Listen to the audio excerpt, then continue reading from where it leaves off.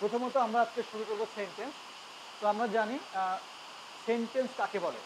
প্রথমত সেন্টেন্স নিয়ে যখন কথা আসবে প্রথমে আমাদের প্রশ্ন জানতে হবে যে সেন্টেন্স মূলত কী জিনিস, হোয়াট ইজ সেন্টেন্স।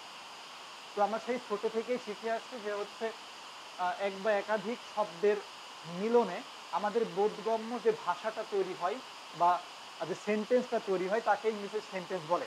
দেখো এখানে সুন্দর করে দেওয়া আছে যে সেন্টেন্স কাকে বলে, যে সুবিন্যস্ত পদসমষ্টি দ্বারা কোনো বিষয়ে বক্তার মনের ভাব সম্পূর্ণরূপে প্রকাশিত হলে তাকে সেন্টেন্স বলে। এক কথায় যদি কোনো বক্তা কোনো কথা বলে সেই কথাটা সম্পূর্ণরূপে প্রকাশ পেতে হবে।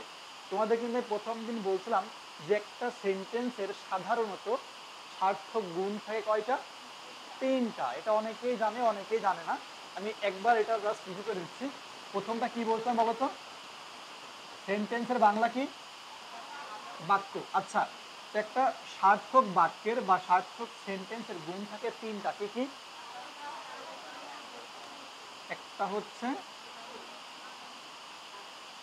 আকাঙ্ক্ষা, আসক্তি, আর হচ্ছে যোগ্যতা। আচ্ছা, এগুলো উঠানোর দরকার নাই যেহেতু এগুলো আলোচনা বিষয় না, জাস্ট দেখে নেওয়া জেনে নাও। তো সেটা হচ্ছে ইংলিশে সেন্টেন্স হোক বাংলায় বাক্য হোক যাই হোক না কেন আমরা জানি একটা বাক্যের সার্থক গুণ থাকতে 3টা। সেটা হচ্ছে আকাঙ্ক্ষা, আসক্তি এবং যোগ্যতা। মানে একটা কথা বলার পরে আরেকটা কথার শোনার যে ইচ্ছা, এটা যখন প্রকাশ পাবে। এক কথায় দেখা যাচ্ছে তোমার একটা সেন্টেন্স বলা হলো, ইংলিশে যদি বলি, যদি লিখতাম যে হচ্ছে আই এম রাইটিং এ, আর কিছু লিখলাম না, এই যে আই এম রাইটিং এ, আমি কি লিখতেছি? লেটার লিখছি নাকি অ্যাপ্লিকেশন লিখছি নাকি মানে এভরিথিং, মানে যাই হোক না কেন এই সেন্টেন্সটা তখনই একটা সার্থক সেন্টেন্স বা পরিপূর্ণ বাক্য হবে যখন এটার সম্পূর্ণ অর্থ প্রকাশ পাবে। তোমাদের বাংলায় বলছিলাম যে হচ্ছে আমি তোমাকে, এই যে এরপরে আর কিছু বললাম না, এই যে আমি তোমাকে, এরপরে ভাইয়া কি বলবে শোনার যে ইচ্ছাটা, এইটার যতক্ষণ পরিপূর্ণতা না ঘটবে ততক্ষণ সেটা একটা সার্থক বাক্য হবে না। ওকে, তাহলে আমরা জানি একটা সেন্টেন্স মূলত গঠন হয় সাবজেক্ট ভার্ব অবজেক্ট দ্বারা, বা সাবজেক্ট ভার্ব এক্সটেনশন যাই বলো না কেন, অনেকেই বলে সাবজেক্ট ভার্ব প্রেডিকেট। তো এখন তারপরে আসতে হচ্ছে আসক্তি। এই আসক্তি বলতে তোমাদেরকে কি বুঝেছিলাম বলতো? আসক্তি বলতে আমি বুঝেছিলাম যে বাক্যের যে হচ্ছে পদবিন্যাসটা, অর্থাৎ একটা বাক্য যখন আমরা গঠন করি সেটা কিন্তু আমরা সিরিয়ালি কিন্তু সুবিন্যস্তভাবে সুনির্দিষ্টভাবে কিন্তু আমরা বলি। এই যে গুছিয়ে কথা বলা বা গুছিয়ে সেন্টেন্স তৈরি করা, এটাই কিন্তু একটা আসক্তির প্রয়োগ। আর এই প্রয়োগটা যদি ভুল থাকে তাহলে কিন্তু সেটা সার্থক বাক্য হবে না। যেমন তোমাদের আমি বাংলায় উদাহরণ দিয়েছিলাম যে আমি ভাত গিয়ে বাড়ি খাই, তাই না? কিন্তু হবে কি? আমি বাড়ি গিয়ে ভাত খাই। এই যে ঠিক এইভাবেই সুন্দর করে সাজিয়ে গুছিয়ে লেখাটাই হচ্ছে আসক্তির প্রয়োগ। তারপরে বলছিলাম যোগ্যতা। দেখা যাচ্ছে তুমি একটা ইংলিশে সেন্টেন্স মেকিং করেছো, সেটার হচ্ছে সবকিছু ঠিকঠাক আছে বাট তার কি নাই? যোগ্যতা নাই। মানে যে বললাম না যে আমি একটি মরা মানুষকে হেসে উঠতে দেখলাম, তো এখানে আকাঙ্ক্ষা ঠিকঠাক, আসক্তি ঠিকঠাক, কিন্তু কি নাই? যোগ্যতা নাই। কারণ কি?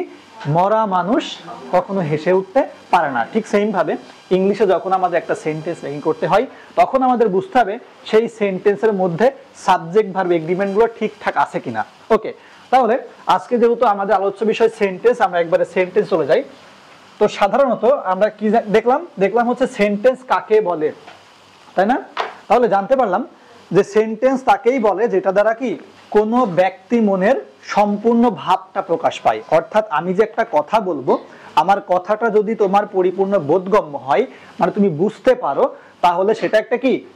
সেন্টেন্স। তো এখন আমরা জানি সেন্টেন্স সাধারণত কত প্রকার।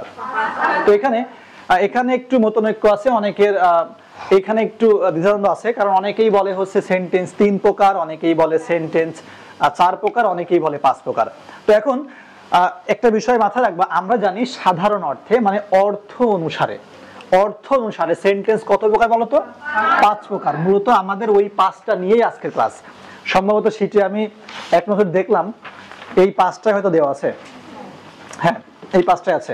ওকে, তো এখন আমরা জানি সেন্টেন্স সাধারণভাবে অর্থ অনুযায়ী সেন্টেন্স কত প্রকার? 5 প্রকার। আর গঠন অনুযায়ী 3 প্রকার। ওই যে সিম্পল, কমপ্লেক্স, কম্পাউন্ড, ওটা কিন্তু গঠন অনুসারে। আর অর্থ অনুসারে সেন্টেন্স বা বাক্য হচ্ছে 5 প্রকার। 1 নম্বর অ্যাসার্টিভ সেন্টেন্স, এর বাংলা কি বলতো? এটা হতে পারে বিবৃতিমূলক বাক্য, হতে পারে বর্ণনামূলক বাক্য, বিষয়টা কিন্তু একই।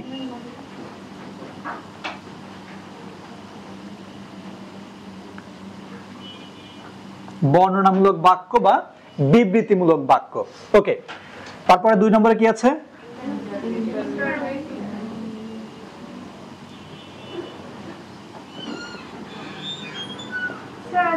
হ্যাঁ হ্যাঁ,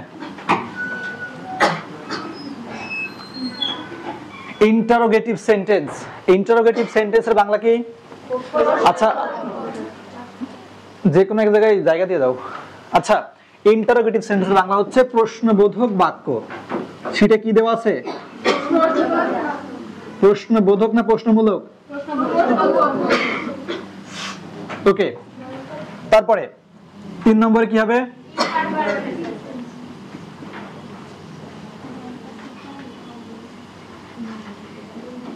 ইম্পারেটিভ সেন্টেন্স।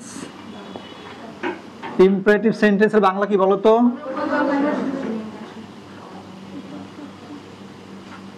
অনুজ্ঞা সূচক বাক্য। অনেকেই অনুজ্ঞা কি জিনিস বুঝে না, তো সমস্যা নেই, আজকে সব বুঝে যাবা। অনুজ্ঞা সূচক বাক্য। 4 নম্বরে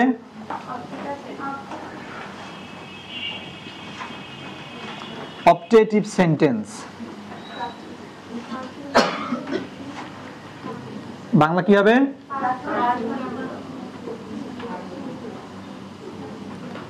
প্রার্থনা, প্রার্থনা সূচক না বলো, বলো তো? প্রার্থনা সূচক বাক্য। তারপরে লাস্ট ওয়ান,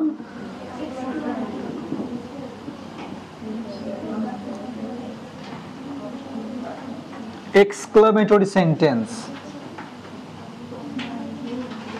এক্সক্লেমেটরি সেন্টেন্সের বাংলা হচ্ছে বিস্ময়, না হ্যাঁ বিস্ময়, এখানে মটা হচ্ছে উজ্জ হবে। যেমন ওই যে পদ্মা, আমরা কি ইংলিশে কি লিখি দেখো, লাগো তো, পদ্মা, বাংলায় কি লিখি? পদ্মা। ময় কিন্তু লিখি, কিন্তু উচ্চারণটা কি হবে? পদ্মা। এখানে মটা উজ্জ হবে। যেমন গ্রীষ্মকাল, নট গ্রীষ্মকাল, হবে কি? গ্রীষ্মকাল। ঠিক আছে, ওকে। আর তোমরা যারা হচ্ছে সবাই তো এখানে এইচএসসি শেষ করে আসছো না, ইন্টারমিডিয়েট শেষ করে আসছো, তোমরা সবাই তো উচ্চারণের নিয়ম নাই করছে এগুলা। ওই যে গ্রীষ্মকাল, তারপর হচ্ছে আত্মা মানে আত্মা, ওগুলো করে আসছো না? হ্যাঁ, আত্মা বানান কিন্তু আবার ম আছে নিচে, হ্যাঁ, আ তয় ময়াকার, কিন্তু উচ্চারণ কি হবে? আত্মা, নট আত্মা। ওকে, এক্সক্লেমেটরি সেন্টেন্স কি হবে? বিস্ময় না ভাইয়া, বিস্ময়, বিস্ময়, সমস্যা নাই, ভুল হবে। বিস্ময় সূচক, বিস্ময় সূচক বাক্য। ওকে, এটা তোমরা সেই ছোট থেকেই দেখে আসছো যে অর্থ অনুযায়ী সেন্টেন্স 5 প্রকার: assertive, interrogative, imperative, optative, exclamatory. এটা হয়তো অনেকেই বিশদ না জানলেও এই 5টা কিন্তু জানে। তো এখন একটু ভালো করে দেখে নাও, যারা নোট করতেছে একটু সুন্দর করে নোট করে নাও, কারণ এগুলো তোমাদের ফিউচারে কাজে আসবে। ওকে, তাহলে আমরা দেখলাম কি যে সেন্টেন্স অর্থ অনুযায়ী 5 প্রকার: অ্যাসার্টিভ সেন্টেন্স, আর বাংলা হচ্ছে বর্ণনামূলক বাক্য বা বিবৃতিমূলক বাক্য; ইন্টারোগেটিভ সেন্টেন্স, প্রশ্নবোধক বাক্য; এবং 3 নম্বর কি আছে? ইম্পারেটিভ সেন্টেন্স, যার বাংলা হচ্ছে অনুজ্ঞা সূচক বাক্য; এবং 4 নম্বরে অপটেটিভ সেন্টেন্স, বাংলা কি? প্রার্থনা সূচক বাক্য। লাস্ট ওয়ান, এক্সক্লেমেটরি সেন্টেন্স, যার বাংলা হচ্ছে বিস্ময় সূচক বাক্য। আমরা দেখলাম হচ্ছে ক্লাসিফিকেশন, অর্থাৎ সেন্টেন্সের অর্থ অনুসারে যে 5 প্রকার সেন্টেন্স এখানে দেওয়া আছে, এইটা দেখলাম। আমরা কিন্তু গঠন অনুযায়ী 3 প্রকার, আজকে আমাদের আলোচ্য বিষয় না, অতএব ওইটা আমরা স্কিপ করব। ওকে, তো এখন আমরা অনেকেই জানি যে অ্যাসার্টিভ সেন্টেন্স কাকে বলে, তাই না? এখানে হয়তো শীটে সুন্দর করে দেওয়া আছে, আমি জাস্ট এখানেই বলে বলে চলে যাচ্ছি, তোমরা বুঝতে পারবা। কারণ হচ্ছে যদি আমি সব এক্সপ্লেন করতে যাই অনেক সময় লেগে যাবে।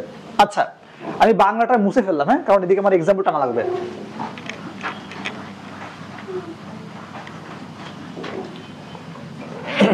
ওকে, তাহলে প্রথমত আমরা দেখি হচ্ছে অ্যাসার্টিভ সেন্টেন্স।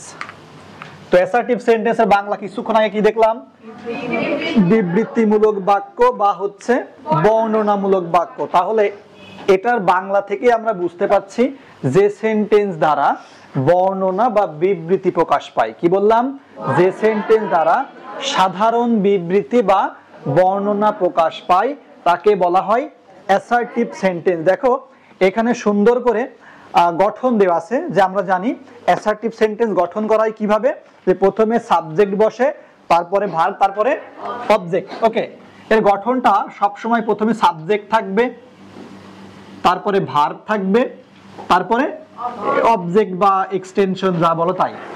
এক কথায় এর গঠনটা একদম সরল সোজা, মানে সাধারণ কথা। যেমন একটা এক্সাম্পল টান দিই, যে হচ্ছে সুজন